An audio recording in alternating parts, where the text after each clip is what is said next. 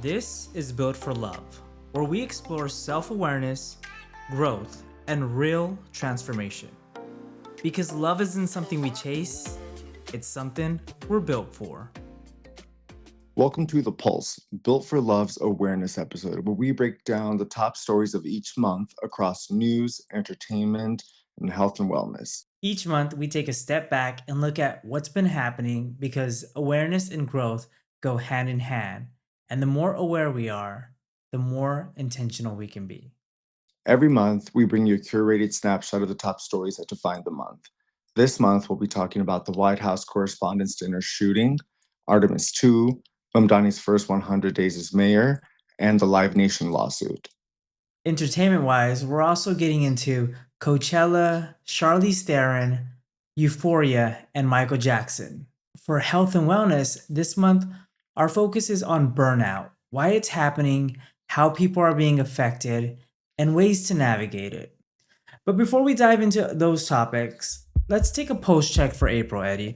What's our quick stat for this month? I thought this one was really interesting. A 2026 survey by badcredit.com found that 81% of Gen Zers, believe in manifestation, compared to 77% of millennials, 65% of Gen Xers, and 64% of baby boomers. Um, so younger generations are more likely to believe that your thoughts shape your reality. That's really cool. That's really cool that you can see the growth with every generation. Even though what was it, Gen what and Boomers were only 1%, but it's still 1% growth, right? Right. That's right. Yeah, Gen Xers and baby boomers were just 1% away from each other. But no, that's right. It almost like it keeps growing this belief in, that our mind is so much more powerful than what I think we have been taught that it is. I love it. I totally resonate. I agree, and I love it. I love it. I love it. All right, so let's dive into some of the top news stories for April 2026. Eddie, hit us off with the first one. So the most breaking of the month is the White House Correspondents' Dinner shooting. A 31-year-old man, Cole Thomas Allen from Torrance, California, who's described as a Caltech-trained mechanical engineer, allegedly traveled across country. He booked a room at the Washington Hilton days in advance and showed up to the White House Correspondents' Dinner armed with a shotgun, handguns, and multiple knives. Um, and somehow he made it that far. A planned attack that was pretty much hidden in plain sight. Authorities say that Allen intended to target officials tied to the Trump administration, though it's still unclear exactly who his primary targets were, and no official list has been confirmed. President Donald Trump was believed to be a possible target, but investigations haven't locked that in publicly. So right now, the motive is clear, right? The direction is clear, but the specifics are still kind of blurry. He wrote a manifesto just minutes before the attack. Allen actually sent a manifesto to his family outlining his intentions, writing there was writings filled with anti-government anger and anti-Trump rhetoric and justification for violence. His family notably has been cooperative with authorities, and they've even alerted like law enforcement after receiving those writings, um, which raises a bigger question. Like even with warning signs, how did this happen? Um, in his own words, he described himself in his manifesto as quote the friendly federal assassin end quote. Uh, and it's a chilling contradiction that reflects how he framed his actions. Do you know what I mean? He also Right. explicitly stated certain people like hotel staff or police weren't targets unless they interfered, which that was really interesting. um so in his mind, I guess it wasn't chaos, it was calculated. So it's like kind of like, where does this leave us now? He's now facing multiple federal charges. His family is cooperating, and investigators are still piecing together intent, and the planning and the potential missed warning signs. But I think the bigger takeaway is this wasn't impulsive, it was planned and it was written out at multiple points, and it was all ultra visible. I mean, this is a huge traditional dinner that happens amongst journalists in DC, and it really shook a lot of people up. I myself, I mean, It was sort of out of nowhere. Were there any injuries, fatalities? And there was one officer that was shot, but he wasn't in critical condition. Reportings had said that Cole was that he was shot, but he was not actually. That was incorrect reporting. But he has been detained, and yeah, he was rushed to a hospital, I believe it was. So Thank God, no fatalities, right? yeah, So we're definitely. gonna lighten that up with the next story. So another major story from April happened on April 1st, 2026, when NASA launched astronauts around the moon for the first time in more than 50 years. At 6:35 p.m. Eastern Time, Artemis II lifted off from Kennedy Space Center in Florida using the Space Launch System rocket, producing 8.8 million pounds of thrust off at liftoff, which is pretty insane. Tons of people showed up. Reports estimated around 400,000 spectators gathered along Florida's Space Coast to witness the launch in person, and millions more watched from home across the United States. So, yeah, this was an iconic moment, right? Not just in April, but in our history, in our world's history. So a little bit about the astronauts on board were Commander Reed Wiseman, pilot Victor Glover, mission specialist Christina Cook, and mission specialist Jeremy Hansen. So over the next nearly 10 days, the crew traveled into deep space, executing a lunar flyby and passing behind the moon, where they temporarily lost communication with Earth. Which, I mean, just imagine that for a second, right? Oh, I can't. Right. At its farthest point, NASA reports the spacecraft reached 252,756 miles from home, marking one of the farthest distances humans have traveled since the Apollo era. Before communication cut off behind the moon, Victor Glover shared a message that resonated globally. Quote unquote, to all of you down on Earth, we love you from the moon. So simple yet powerful, right? But also throughout the mission, he continued to speak about unity, perspective, and how from that distance, you begin to see Earth as one. Then on April 10th, the Orion spacecraft re entered Earth's atmosphere at speeds approaching 25,000 miles per hour before splashing down at 5:07 p.m. Pacific time off the coast of San Diego. This mission now sets the stage for what comes next. Artemis III aims to land astronauts near the moon's south pole, targeting areas believed to contain water ice. And Artemis IV will begin building the Lunar Gateway, a space station orbiting the moon to support long term exploration. So, all in all, this wasn't just a return to the moon, this was the next step in building a sustained human presence beyond Earth, which, it's wild when you it's really wild when you really think about it, but for me it's giving like Xenon Girl of the 21st Century vibes. I think most Cetus of Lapidus. yeah, right. I think most of our fellow millennials will know what that is. If not, basically it's a Disney Channel classic. That's right. Um, Listen, I was just glued to my phone looking at the updates, but the images that were sent from the that sort of unseen dark side of the moon. Um, I mean, how breathtaking! Those are things that very few human eyes are able to witness for themselves, and the fact that we're able to get such clear resolutions, it really puts things into perspective for Yeah, for us in the universe. Moving over to Mamdani's first 100 days as mayor of New York City. So Mamdani's first 100 days were, bold progressive wins, early compromises, and a very national spotlight testing whether left-wing city leadership can actually deliver. So the first 100 days were framed around affordability and the quality of life. So, he was tackling things like childcare, housing enforcements, infrastructure fixes, all very tangible talking points, right? We can see the children being taken care of, in preschools and childcare. We can see the potholes getting fixed, things of that nature. And he's appeared publicly with Barack Obama. Like recently, he was with him at the Bronx at a childcare event. And Bernie Sanders has continued to publicly support him. He was at his first 100-day address, and it's a mixed reception, but it's generally positive momentum so far that we're witnessing for Mayor Mamdani.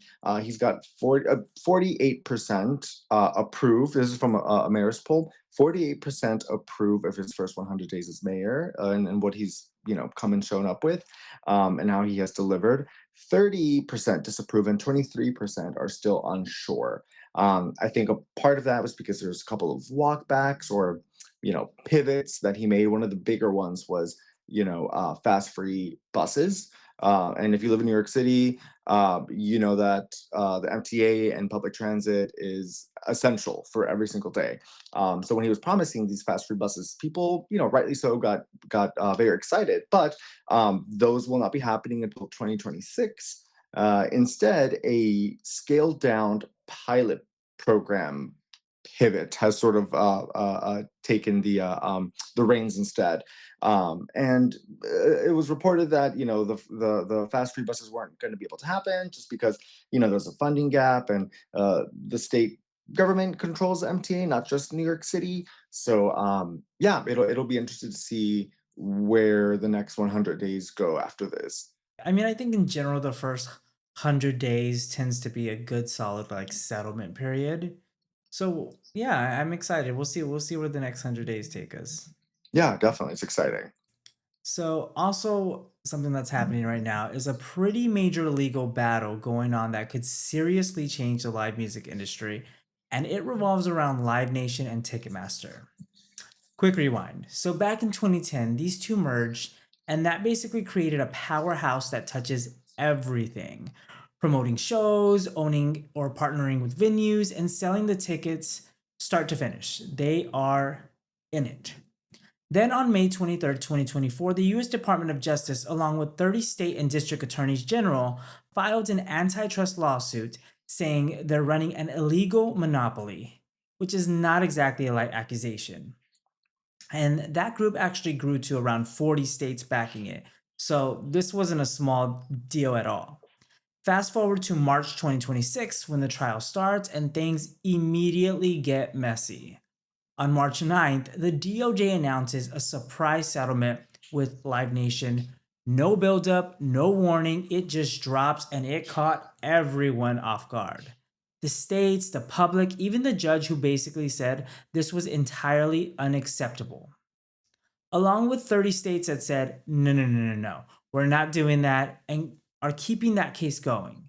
So then on April 15th, 2026, a federal jury comes back with a big decision. Live Nation and Ticketmaster violated antitrust laws, basically saying they were operating like a monopoly, limiting competition, controlling access to major venues, which tracks, right? So now, here's how this actually affects people like us. The jury found Ticketmaster overcharged about $1.72 per person, which sounds small, but when you scale that across millions of tickets, it adds up to hundreds of millions of dollars. So, no, it's not small. But honestly, one of the wildest parts of this whole case, the internal Slack messages. There were employees calling fans quote unquote so stupid and literally saying they were quote unquote robbing them blind, baby, especially with VIP add ons and parking. Okay, we see you. Live Nation claims those were just off the cuff comments and not reflective of the company as a whole. Okay, sure, Jan. There was also testimony saying venues felt pressured to stay with Ticketmaster because if they didn't, they could lose access to big tours altogether. So it's not really a choice, it's basically leverage at this point. All that to say, this isn't just about ticket prices, it's really about control. Now, the next step is the judge deciding what happens next, whether that's fines, new rules, or even breaking parts of the company up. And Live Nation has already said they plan to appeal. So yeah, this is definitely not over anytime soon. I when you were reporting on this and telling me about it, I was like, wait, I'm not crazy. It does cost, as much as it costs for a plane ticket to go see some of your favorite artists now. Some And it's oh really disheartening. more at this point. No, More. I that's mean, it right. depends Yeah, on where you're more. flying to, right? If Right. you're flying to I don't know Bora Bora, then it's a different Right. conversation. But I mean, yeah, no, like it's insane, especially post COVID, post inflation. Like That's these right. ticket prices are a mortgage. So let's keep this music theme going, but let's shift gears into our entertainment section. Eddie, hit us with our first one. So Coachella 2026, it was the 25th anniversary with sold out extended production and record-setting performances. There was everything from surprise collabs, cultural milestones, and tons of viral moments. Okay, one of the big sort of moments was Karol G making history as the first Latina headliner. Her set was cited as the festival's defining cultural moment, and a major step for Latin representation on a global stage. Um, Spanish music has quickly become a globally celebrated phenomenon, and this definitely was just the cherry on top of it for this year thus far. Um, Also, Biebercella, it really dominated headlines, and it was his headlining sort of return, and it drew some of the largest crowds and merch sales. His brand, Skylark, sold about 5.04 million in merch on the first weekend. Um, from past years, That's more than the entire Coachella event has sold in merch for both weekends. So that was pretty significant, I think. It was the highest ticket demand in Coachella history, and it was the most searched performance. And he was the highest paid performer in Coachella history at a whopping 10 million, which is very nice. And he hit his highest streaming day of the year following that performance. Also, there was major guests that came out on stage. We had Madonna, Billie Eilish was there, J Balvin, SZA was there.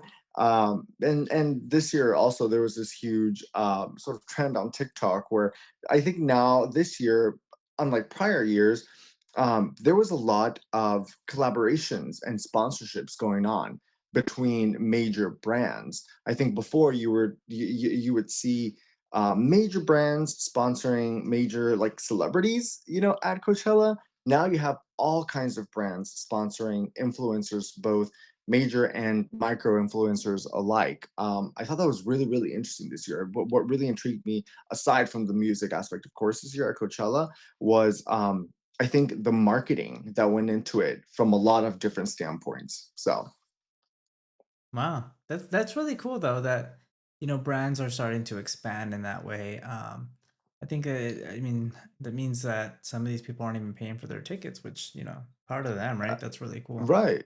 Absolutely.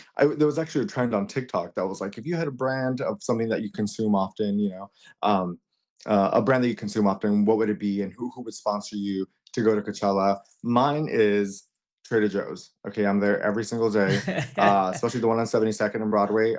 They know me by name there. What brand would sponsor you to go to Coachella? Ooh.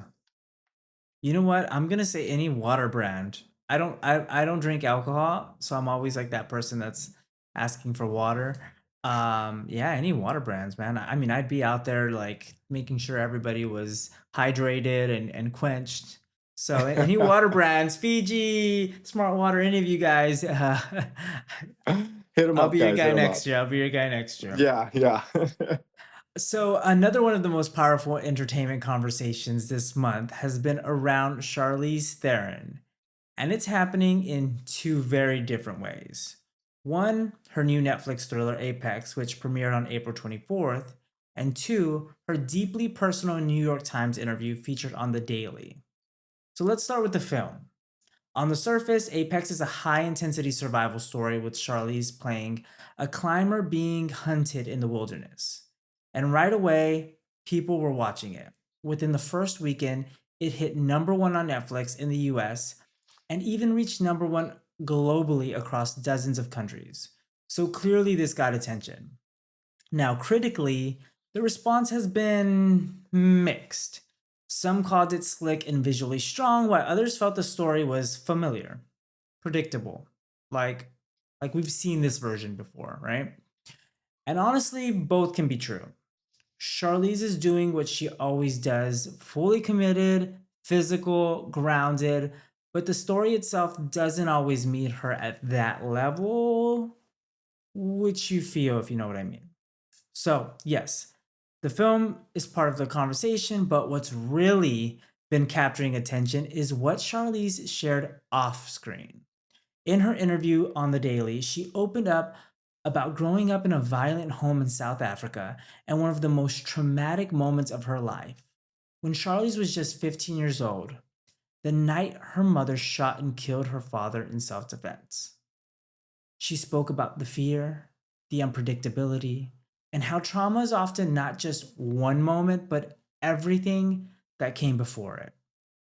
And hearing her talk about it, it's not sensational, it's not performative, it's pretty grounded. It's, I would say, reflective, emotional, and deeply, deeply human. You can definitely feel that.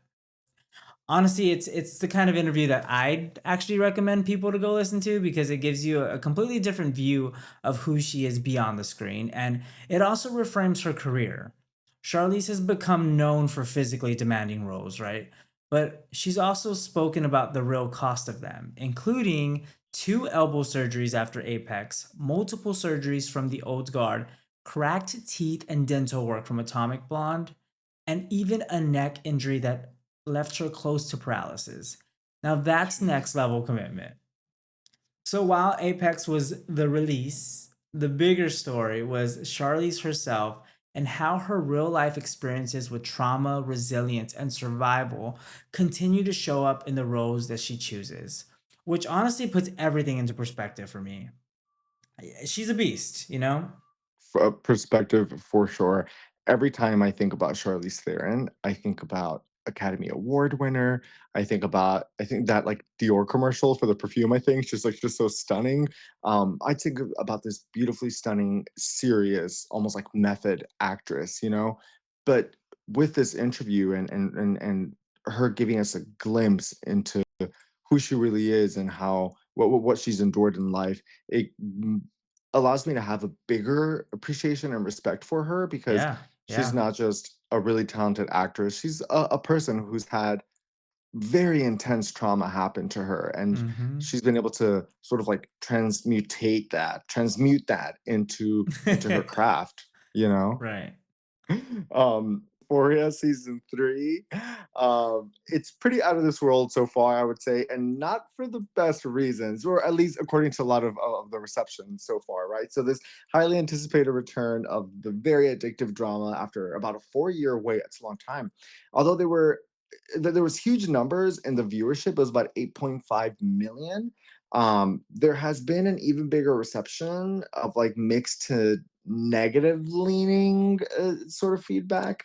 Um, some of the aspects of it is that a lot of people feel like Zendaya is still widely carrying the show. I would have to kind of agree a little bit. The cinematography and the visuals are stunning, of course. Like always, I don't know if people know this, but Sam Levinson, the creator director, he shoots everything on film. It's not a digital camera that he uses. It's all film, so it takes forever. But you can really tell the difference, I think, when you're like a film buff like me. It's so much. It's such beauty that goes on the screen, right? So that's definitely there this season. Some of the more negative feedback is the time jump from high school to this like newfound messy adult live Hmm. sort of storyline. Um, the storylines themselves and the characters, they're kind of all over the place where people calling it sort of disjointed and almost like overstuffed, like too many plot lines. And shock value over substance. People feel like there's a lot more shock value over the actual substance of the storylines now in this season. Um, there's backlash that it leans harder into like extreme and provocative content. There was an article in the Guardian. I thought this was pretty funny. That said it was quote grubby, humorless work of torture porn that's obsessed with and repulsed by sex work. Funny enough, I feel like I was like, I kind of get that. I kind of see where they're Right. coming from, Overall, the critics think it's lost some of what it made it special, and fans, I think, are kind of split right now between is it still iconic or what the hell am I watching? It's kind of up in the air right now. So I'm excited for the rest of the season. I will keep watching it, but it's been a very mixed review for sure for season 3 of Euphoria. No, I completely get that. Yeah, I mean, they still have a good amount of the season to really to remind us that Euphoria is Euphoria. It's such an iconic show, you know? Yeah. Speaking of iconic, another one of the biggest entertainment stories this month was the release of the Michael Jackson biopic Michael. And it's already turning into way more than just a movie release. The film officially opened on April 24th with preview screenings the night before, and it came out swinging. Over opening weekend, Michael brought in about $97 million domestically and around 217 million worldwide. So yeah, people were showing up, and that made it the biggest global opening for a music biopic. But beyond the numbers, the conversation around this film is what's really driving attention. The movie stars Michael Jackson's real life nephew, Jafar Jackson. And I have to say, alongside him, Giuliano Cruvaldi, who plays Michael as a child, geez, they were both spectacular, like impeccable. Even in mixed reviews, critics keep coming back to the same thing. Jafar's performance is one of the strongest parts of the film. And after seeing it in theaters, Jafar didn't just imitate Michael. I mean, he captured the voice, the movement, the softness, the intensity, like the whole thing. Like, wow, like it honestly feels real. And the same goes for the younger version of him.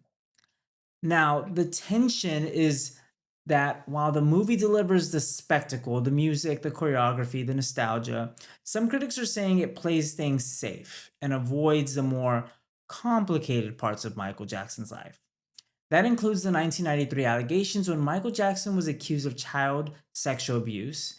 He denied wrongdoing, and the civil case was settled out of court, and he was not criminally charged in that case.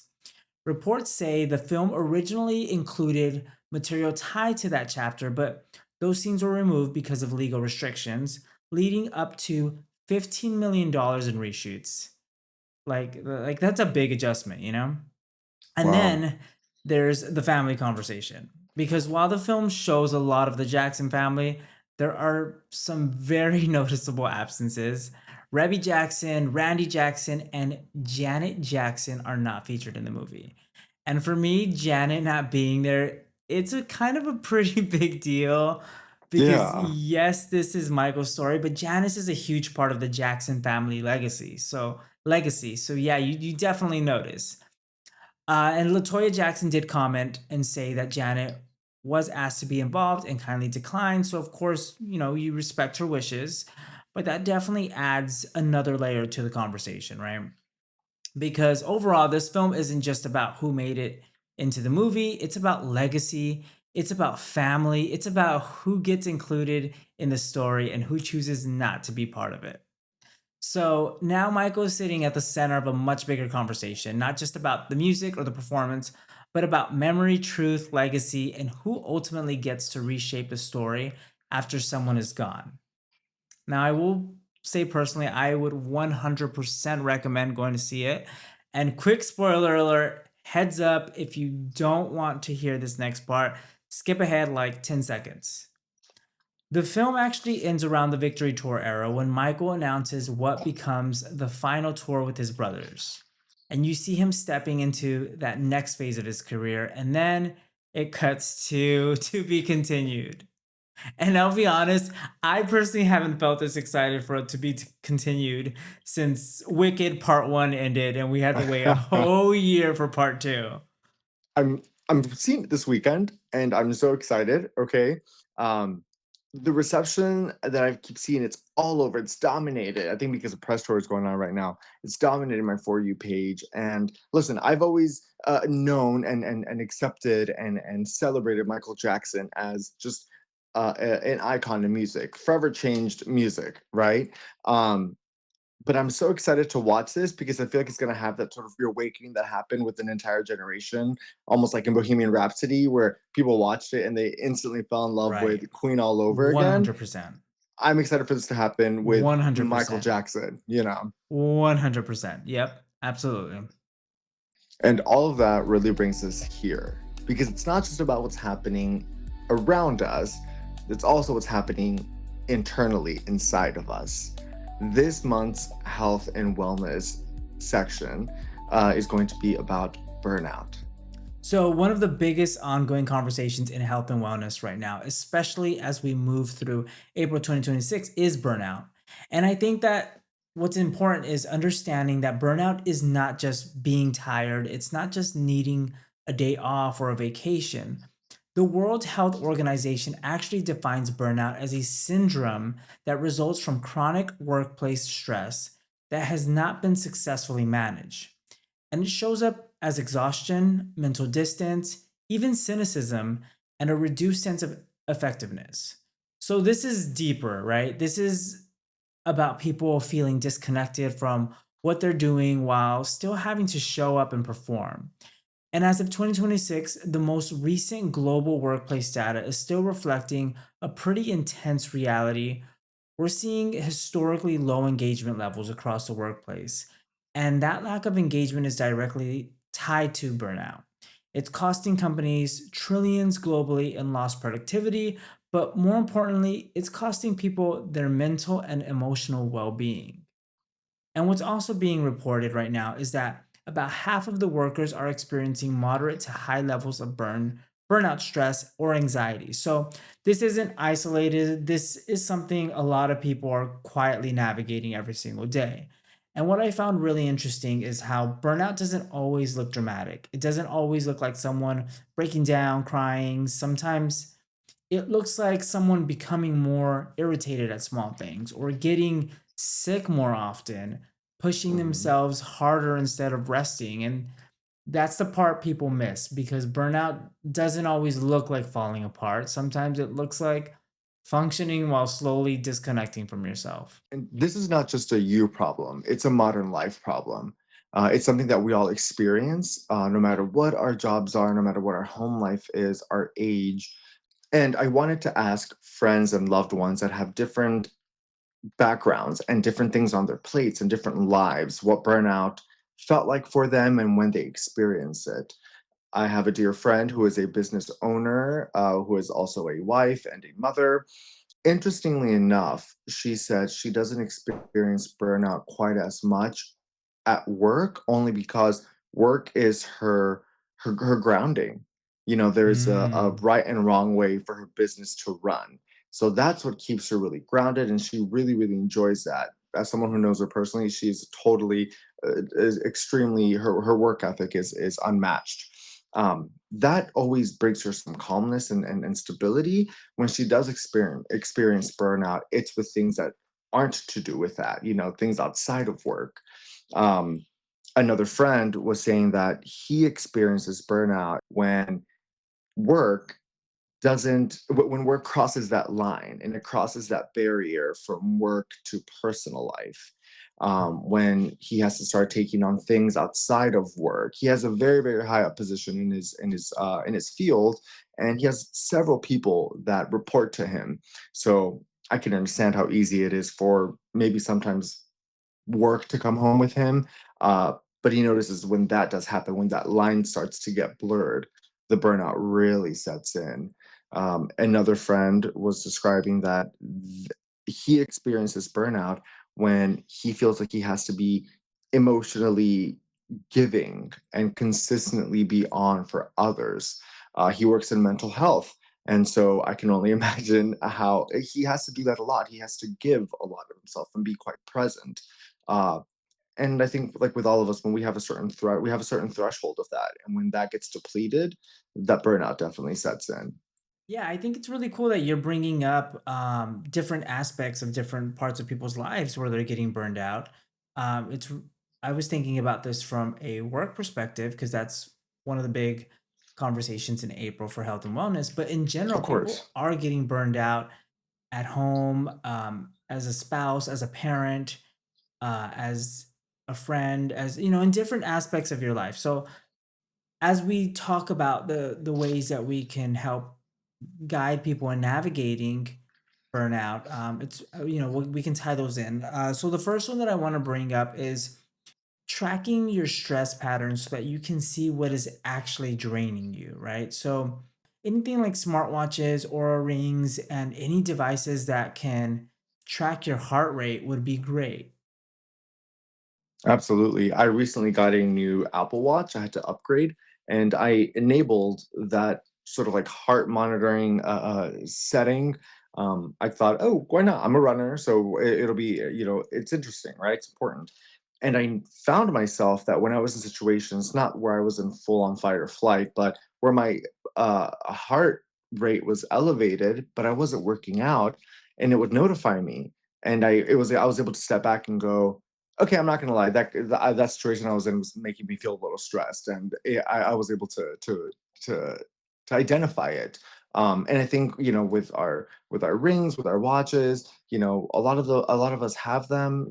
It's really powerful to know when your body is letting you know. Yeah, I concur. I concur. We got it's important to listen to our bodies. So the next one is going to be set clear work-life boundaries, turn off work notifications during off hours when possible, have a direct conversation about workload, support, or expectations, schedule recovery the same way that you schedule responsibilities. This goes back into that's more focusing on a work avenue, but if you move even as a partner, right? Like communicating your needs, right? Every the thing with our capacity to do things, life is always lifing, and at different points in life, different versions of ourselves, we're not always able to have the same capacity as we did 3 months ago or a year ago, or the capacity that we'll have a year from now. Being able to communicate those things, being able to set those boundaries, being able to take some time for yourself is really, really important. Absolutely. If you're able to, if your job and your position permits it, removing, the Slack app from your personal phone, setting that clear intention, that clear boundary, like you said, um, makes all the world of difference. One of the people that I spoke to was saying that that was his saving grace, being able to shut his work phone off when he was at home and delete from his personal phone, delete that Slack app. It was a game changer for him. Right. Use that do not disturb button, right? Do not disturb Right. has so many different options there work, sleep. When you are communicating with work or with your spouse, let's talk about work specifically. You want to make sure that you're coming from a place that aligns with work productivity, with your expected work responsibilities, and same thing as a partner, right? You want to make sure that it aligns with the partnership that you have, your lifestyle and whatnot. So the next one is going to be ask for help from a therapist, coach, mentor, manager, or a trusted friend. So I can tell you as a life coach, we are here to help guide you to find what it is that is going to work for you, right? So we have tools as a life coach. We have ways to be able to help you navigate that because I'll put it this way. The likelihood of you taking somebody else's what works for them, somebody else's advice is pretty low compared to the likelihood of you taking your own advice based off of what you know what works for you and what doesn't, right? If Right. it's an idea that comes from you, you're way more likely to follow through with that, right? So I can speak Mhm. on behalf of life coaches. We are here to help you do that. We don't always have the answers as people or know how to navigate something. So that's where seeing a coach or a therapist or even just talking about it and hearing yourself say it out loud really, really helps have some clarity, have some alignment, have a path to move towards. Absolutely. Several years back, I underwent, talk therapy with a professional, and I mean, it really saved my life. I'm a big proponent of it. There's BetterHelp. There's different apps you can use, and if not, phone a really dear beloved friend. So the next way to be able to navigate burnout is try reconnecting with hobbies that have nothing to do with achievement. Some examples of that would be buy a coloring book, buy some crayons, and just color. Or get a blank canvas, get some paintbrushes, some paint, and just paint. Allow yourself to be messy. Go for a walk without tracking your steps, without tracking your distance. Just go for a walk. Eddie, do you have any things that you could recommend? I am huge on journaling. I love putting pen to paper. It's helped me tremendously. Something about being able to get your thoughts out in a clear way helps so much. I think because it goes into the practice of if you can name it, if you can identify it, you can have control over it and you can have authority over it. So sometimes when things might not be making sense up here, getting it out onto a sheet of paper in an odd way and try it, guys, really does help make you feel better and think a lot more clearly. So I'm a huge advocate for journaling. I have countless journals. I've gifted you journals Yeah, before. you have. There's power when your eyes can see your thoughts. So, the next way to navigate burnout is going to be practice mindfulness. There's meditation, there's breath work, there's prayer, grounding. So, I can say that as a spiritual life coach as well, a lot of the work that I do is in these more holistic ways of not just healing, but of resetting, of resting, such as like meditation, right? So meditation gives you more energy so that you can navigate stress, right? It's not necessarily not there's so many different types of meditations, right? There's meditations where the goal is to quiet your mind, but then there are other meditations such as transcendental meditation where the goal is to be able to put your focus on something, allow things to come up and come out.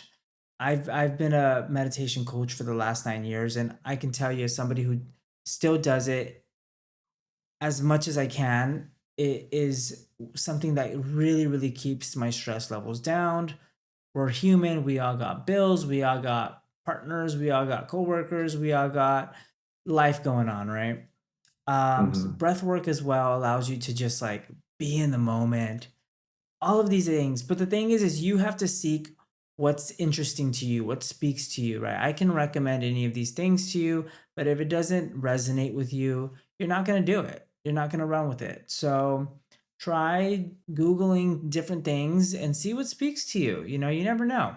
I agree, Hop. I think finding something that really speaks to you when it comes to the mindfulness area and practices. There's so much free and useful information out there that we have in our disposal. Yep, I completely agree. There's so many things out there. We're so supported nowadays. Well, having said all that, Hav, with all that we've covered today, what is if there's anything that you think everybody needs to sort of walk away and take away from what we've discussed today? In your opinion, what would that be? Oh, April was a month that definitely screamed being much more intentional with our decisions, with our choices, with our actions, with our reactions. And so, whether that's being more intentional with your money, right? Something like the lawsuit happening with Live Nation and Ticketmaster. Some people don't have the funds to spend $1,000 on a ticket, so they're throwing it on their credit card and then putting themselves in more debt, right? Is that really Right. worth it? Is it really really worth it? And if it is, cool. And if it's not, that's for you to decide, right? The other thing is stop treating rest as a reward and start treating it as maintenance. It's Mm. super, super important. The more intentional that we can be, the more grounded that we can be, the more that we're able to breathe. And if we can breathe, we can figure, we can be way more solution oriented and figure shit out. That's major. That really resonates. Um, I would say for me, it would be based off all the things that we spoke about today. I think it's to really water and nurture your connections with your loved ones. If you're experiencing burnout, having that confidant, having that loved one that you can reach out to and lean on is just a non-negotiable. I think to me the takeaway this month was to really love and love on and nurture and really feed your group of loved ones. Yeah, I love that and I agree. And that's why I thank you, Eddie, for being somebody who I can go to for anything and everything. I love you very, very much. And likewise, I love you very much. So before we close, I do have to ask you though, Eddie. Really important question. How's your pulse? You know what? It's actually really chill right now. Okay. I was waiting for my Apple Watch to tell me that it was elevated, but it's not at all, actually. I think because we've talked about such beautiful things on how to cope with burnout, I think my pulse is actually really steady right now. And it's sunny out. So my pulse is good. Good. That's what I want to hear. I hope everyone else is having a pretty chill, steady pulse. That's important. A stress-free pulse. Thank you, everybody, for spending this time with us. And we'll see you next month on another episode of The Pulse.